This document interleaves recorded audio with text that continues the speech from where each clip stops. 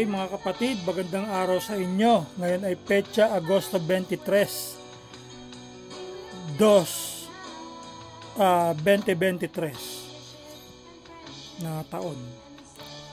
So gusto kong review itong nakita kong video ng Epsilon Eta ng Malabang sa Barangay Bakayawan sa Malabang, Lanao del Norte yata sila o Lanao del Sur. So anyway, itong mga batang to nakilala ko dahil yung isang brad na taga dyan, produkto siya ng Beta Tau Imus. Galing siya kay Brad Hermie Aguilar, na siya yata ay BP ngayon ng CPC. So itong batang to nag-message sa akin na gusto nilang sumama sana sa SRB Incorporated. Siguro dahil na rin sa ang pinanggalingan niya ay Beta Tau Imus, na noon pa man ay nagpapasakop sila at kanilang sinusundan ang SRB COE noon at SRB Incorporated ngayon. So ever since sila ay sumusunod sa mga panuntunan ng SRB Incorporated.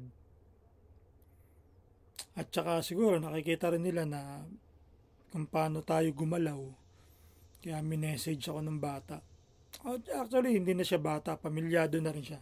Kaya ako lang sinasabing bata dahil sa edad. Pero hindi ko sinasabing siya ay bata na isip bata. Hindi naman ganun.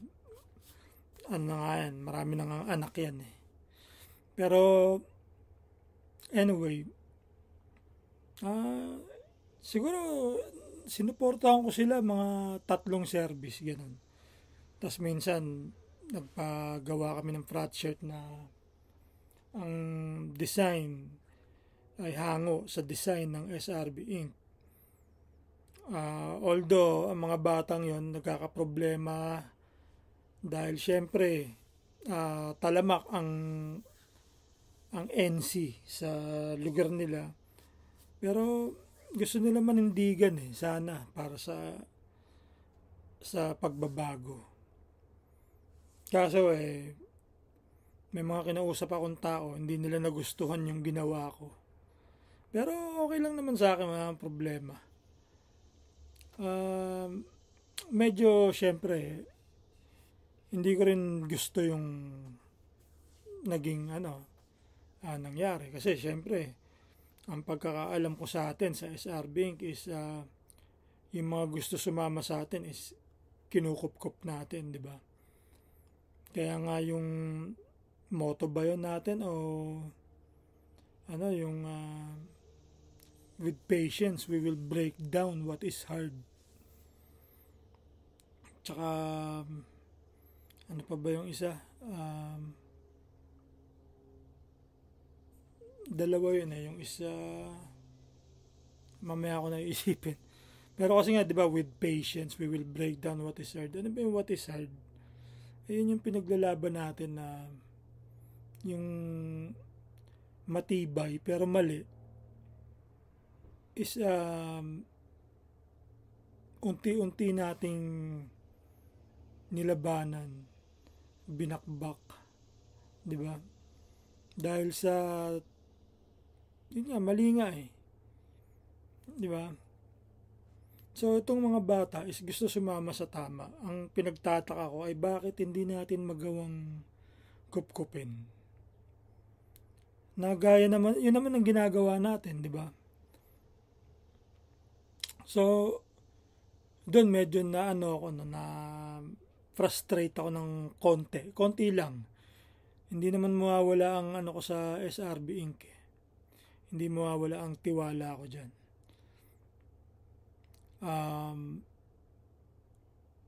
So ngayon medyo binitawan ko muna itong mga bata, pero tingin ko, ewan ko lang kung ano na sila ngayon, kasi medyo kita niyo naman ang pangalan ko, inaktibo, di ba? Sarabang inaktibo. So ayoko munang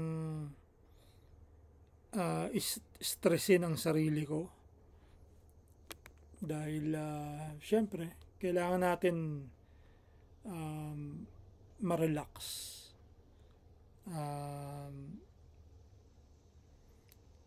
Tsaka marami kong inaayos sa ngayon. Although pwede ko namang suportahan itong mga bata. Kaso nga lang ang hirap pagka mag-isa ka lang, di ba? Siyempre kaya nga tayo dumami dahil hindi pwedeng mag-isa lang. Kailangan talaga may katulong ka. Pagka wala, tapos parang mali ka pa. Mahirap, di ba? Pero ewan ko lang siguro pagka naayos ko na yung sa pamilya ko, tsaka makahanap ako ng maayos-ayos na trabaho. Kasi ngayon tinatamad ako nag part-time muna ako pas isang buwan na So ngayon ang kita ko is maliit. Talagang sakto lang sa mga bayarin tsaka sa makapagpadala sa pamilya, pero yung ipon ko hindi lumalaki. Kasi nga ngayon gusto ko asikasuhin yung sa pamilya ko. So anyway, wala naman akong okay lang sa akin yun. I will forever be SRB Inc. hanggat wala silang ginagawang foul, tsaka napakaganda ng sa bylaws natin, binasa ko, maganda. Although hindi ko nababasa lahat kasi tamad ako magbasa ng mahaba. Umaano yung mata ko, parang nahihirapan yung mata ko minsan. Mas gugustuhin ko sana yung merong audio version ng ating bylaws para pakikinggan mo. Minsan kahit nakapikit ka, minsan nga mas masarap yung medyo patulog ka, pakikinggan mo. Parang mas papasok sa yung mga last na napakinggan mo. So, yun ang isa sa mga bala kong i-suggest sa leadership, yung magkaroon tayo ng audio version ng Constitution and Bylaws. Sa tingin ko naman ang bylaws na hindi natin kailangan i-secret, di ba? Kasi SRB bylaws yan, di ba? Ginawa natin yan para sa pangkalahatan, although hindi nila matanggap. Maraming ayaw tumanggap kasi nga sila ayaw nila for whatever reason, bahala sila. Napakadali lang ng unity kung tutusin. Tanggapin mo yung mali mo, tanggapin mo yung tama, internalize mo yung mga bagay-bagay, lalo na yung tama. So anyway, wala namang pilitan sa SRB Incorporated. Pwede kayong sumali, pwede kayong umalis, pwede kayong magparami, parang mag-recruit na rin. Hindi naman recruit sa SRB, kundi mag-recruit para sa SRB Inc. Kagaya ng ginagawa nila si Joyce. Napakasipag. Hindi ko akalain yun. Talagang nagulat ako noon. Kasi noon, iba pagkakakilala ko sa kanila, mahilig lang sa away. Sa mga bahay taktakan. Pero nung naging SRB, sinasabi ko pa kay Indian, wala akong tiwala sa Omega P. Kasi ilang beses na, talaga. Pero nung nagdesisyon sila, sabi ko, tignan ko nga to. Hindi muna ako naglalalike sa mga post nila. Pero sabi ko po, ito talagang Talagang seryoso. Ito talagang, kinausap ko na sila si Joyce, kinakausap ko na sila. Nag-ano pa kami, video chat. Hindi lang yung chat na like, ganun, comment. Talagang tinatawagan ko pa sila si Joyce. Kasi na-prove nila yung kanilang worth, tsaka yung kanilang loyalty. Tsaka yung lahat, yung jewels, na-prove nila Yung kasipagan, lahat yon na-prove nila lahat. Tsaka yung pagiging thrifty. Kasi nga, ang isa sa minsang nabanggit ni si Josh, yung wala silang budget. Yan ang karamihan sa SRB, talagang sa budget problema. Isa to, itong Epsilon Eta. Kasi ito mga bata pa to eh. Kaya, inano ko sila eh, ginabayan ko sila eh. So anyway, sila si Joyce. Sayang no, itong Epsilon Eta is hindi ako nasuportahan sa kanila. Although tiwala naman ako sa mga batang to na gusto talaga nilang sumali sa SRB Inc. Pero anyway, let's watch the video and let's cut the bullshit.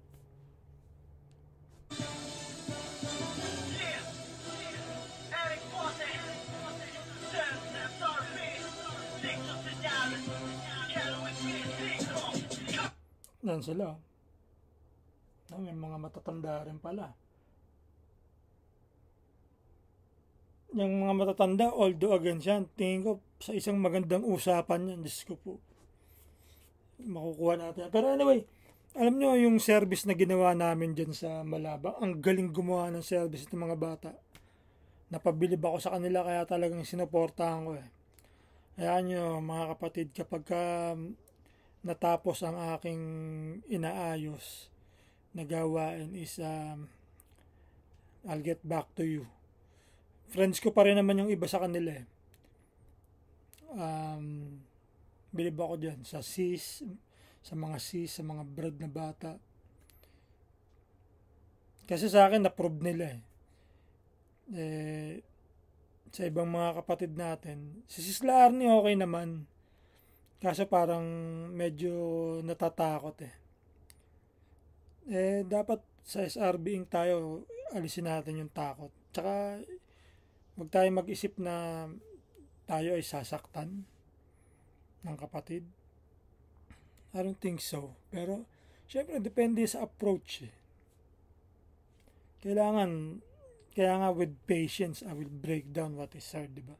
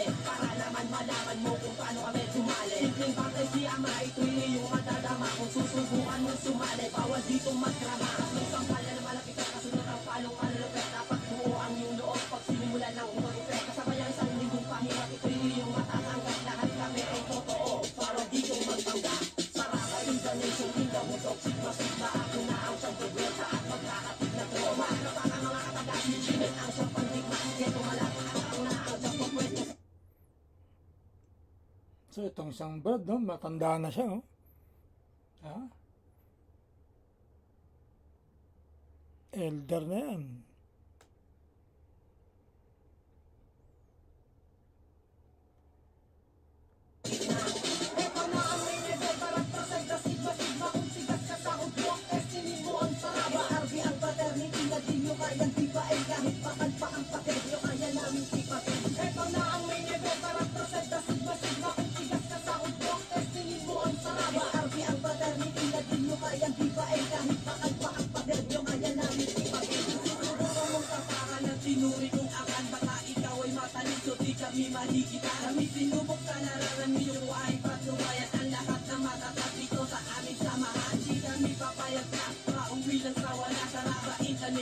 Ngayon ay tinitingala. Ayaw na namin papamalas ang aming lakas. Hindi nyo kakayanin pag ito ay aming nilabas. Ano sa tingin nyo? Kami ay kaya nyo takakamere na kaasika. Malas lang at tatamaan. Ano po namin pagdiktik ang wag na muna mangusya. At baka ako'y magbigat ikay akin itumba. Eto na ang main event. Parang kasay na sigma. Kung sigas ka sa hudok, testinin mo ang saraba. Arbi ang paternity na di nyo kaya tipain. Kahit bakal pa ang pader nyo kaya namin tipain. Eto na ang main event. Parang kasay na sigma. Kung sigas ka sa hudok, testinin mo ang saraba. Arbi ang paternity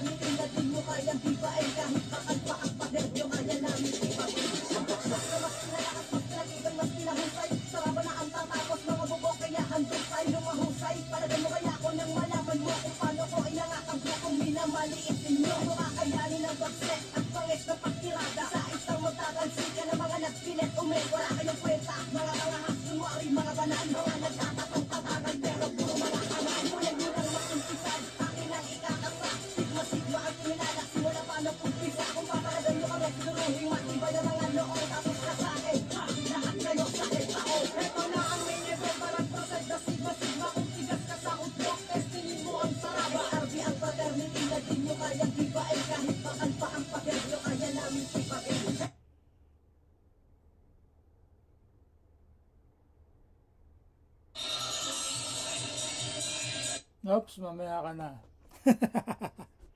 So, doon na siya natapos. Anong final thoughts ka dito? Namimiss ko tong mga kapatid ko rito sa Malabang. Nalulungkot ako. Kasi hindi ko sila ngayon ma-entertain eh. Kasi once na umpisahan ko, tuloy-tuloy. Ma-out of focus ako sa aking pinaka-prime objective sa ngayon is makuha ko na ang aking mag-ina. Kasi yun ang number one sa akin eh. Kaya hindi ako magpapa-bother or istorbo sa ngayon. Para pag nakuha ko pamilya ko, then game. Kasi kasama ko na sila eh, kumpleto na ako nun eh. Pagka kasama ko na family ko, kumpleto na ako. Pwede ko na ulit, pwede na ako mag-focus sa SRB, katulong ko ang aking family. Kaya mga kapatid sa Malabang, hopefully yung mga napag-usapan natin noon is nandyan pa rin. Kung wala na is okay lang. Good luck, basta good luck sa inyo palagi. Kay Beta Tau Imus, pakabait ka, nakikita kita. Pero hindi, bahala ka, decision mo yan. Kung anong gusto mong gawin sa buhay mo is your choice, diba? Ako naman syempre hanggang payo lang naman ako. Pero syempre hanggang dun lang ako. Yun ang tinatawag na borderline. I can't cross the border for you. It's your steps to take kung anong gusto mo gawin. So anyway, si Sis, ano ba pangalan niya? B. Karakul. Karakul kasi apelyido ni Sis eh. Kaya ginawa niyang Car Rock Cool. Medyo modern eh. American eh. Masipag yan si Sis. Minsan nagkasakit na niya, humingi siya ng konting tulong sa akin. Binigyan ko yan kasi nga may extra ako eh. Ganun ako pagka ako may extra. Minsan nga kahit wala akong extra eh. Pag ako nakadama ng awa eh. So anyway, sa inyo dyan sa Bakayawan, peace at saka ito ang Brad vlog nyo. Usap tayo pagka ready na ako ulit, okay? Kasi busy ako eh, pasensya na muna kayo. Magserbisyo kayo, kaya nyo yan. Diskarte lang, gawa kayo ng paraan. Hindi naman kailangan malaki budget. Suggest ko is gayahin nyo yung Omega P chapter. Basta nagtuloy-tuloy lang sila. Ngayon, parang napakadali na sa kanila eh. They're moving to a new level, a new heights. Nabanggit sa akin ni Sis Joyce, parang may plano siya. Pero hindi ko babanggitin, it's not for me to disclose. Pero syempre, yung plano niya ay sabi ko, sige sis, gagawa ako ng paraan para makatulong ako dyan. Dahil sa, yun nga, bumilib ako. So anyway, Malabang, magandang gabi sa inyong lahat. Brad Vlog, Alpha Epsilon, Pandakan, Manila.